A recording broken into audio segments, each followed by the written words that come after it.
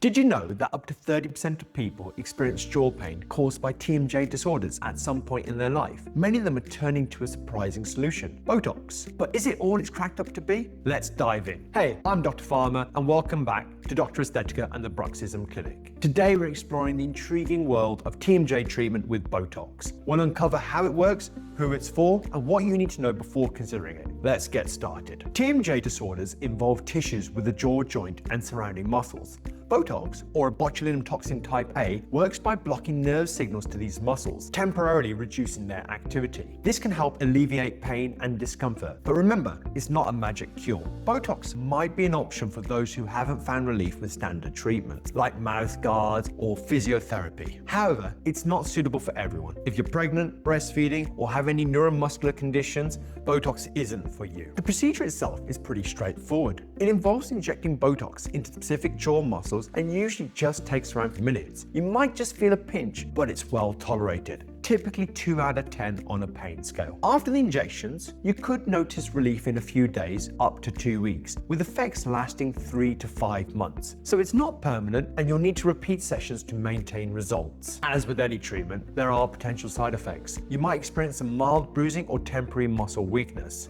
Two of the biggest side effects that we often talk about is smile changes and jowling. Now, smile changes can be easily done in a way that can reduce that. Jowling needs to be looked at with regards to the patient. Myth time. Some people believe Botox is a permanent fix for TMJ disorders. The truth, it's temporary. You need to keep up the treatments for lasting relief. Now, don't forget your red flags. When choosing a provider, ensure they're qualified and operate in regulated settings. The MHRA has been cracking down on unlicensed Botox, so steer clear of any shady offers. So there you have it. Botox can be a potential option for TMJ disorders, but it's not a one-size-fits-all solution. Always consult with a professional before proceeding. If you found this video helpful, give it a thumbs up and subscribe for more insights. Got questions or experiences to share? Drop them in the comments below. Stay informed and take care.